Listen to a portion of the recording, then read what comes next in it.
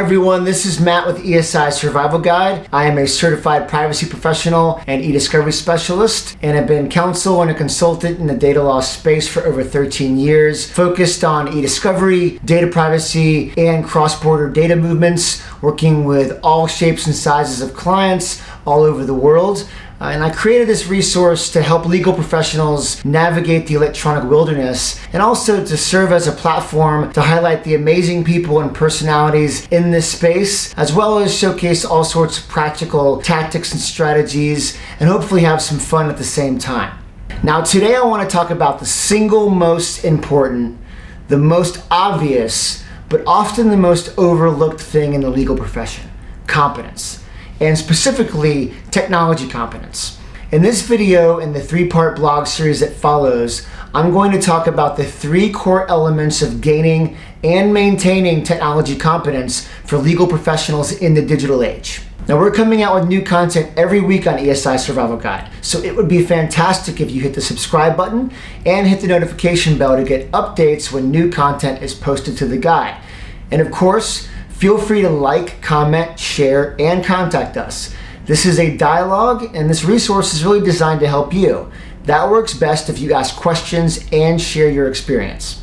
So let me take a couple of minutes and talk to all of you out there in the legal profession about competence. Now, it's no big secret that competence is the foundation of any professional effort. As legal professionals, competence is hardwired into the core of what it means to be an ethical practitioner. We have a duty to have the legal knowledge and skill to competently represent our clients. We have a duty to be thorough and prepared with the factual aspects of a matter, along with the substantive and procedural laws that apply to a particular case. We simply have a duty to maintain competence in this rapidly changing world. Now, being a legal professional is a commitment to a lifetime of learning, which means that you're always going to be presented with new concepts and novel issues. In other words, things you don't know. And in the legal industry, we often believe that focusing on what we don't know makes us vulnerable. And that vulnerability equates to weakness, and weakness is of course anathema to being a strong, competent practitioner. However, it's just as important to focus on what you don't know as it is to know what you know. Now, many pieces on competence focus on the what. What do you need to know to be competent? This includes things like understanding your client's information ecosystem, understanding the benefits and drawbacks of certain collection, review, and production tactics, how to manage the legal hold process, how to protect client confidentialities, how to use a review platform, understanding search and retrieval techniques, applying discovery analytics, using technology-assisted review. The list goes on and on and on and on. Now, in my recent interview with Kelly Twigger, she offers a fantastic survival tip on competence by highlighting the fact that what it means to be competent really depends on your practice.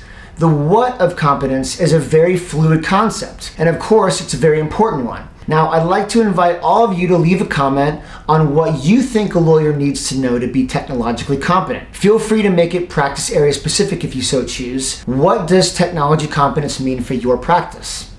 However, that said, I want to focus on the how.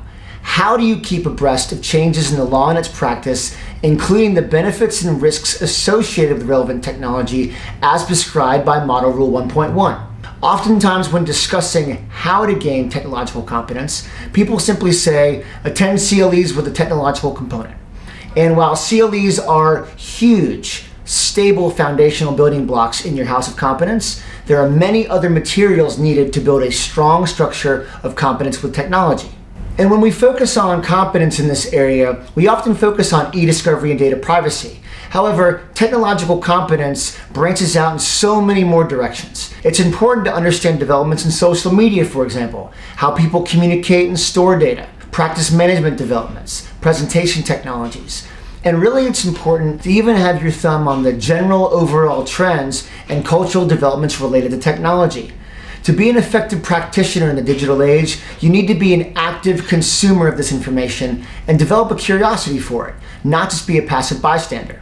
Now, in the description are links to a three-part series that I originally published this past January and February in a different platform, but these concepts are evergreen. The series goes through some of my habits and the resources that I use to help maintain my competence in this ever-evolving tech landscape.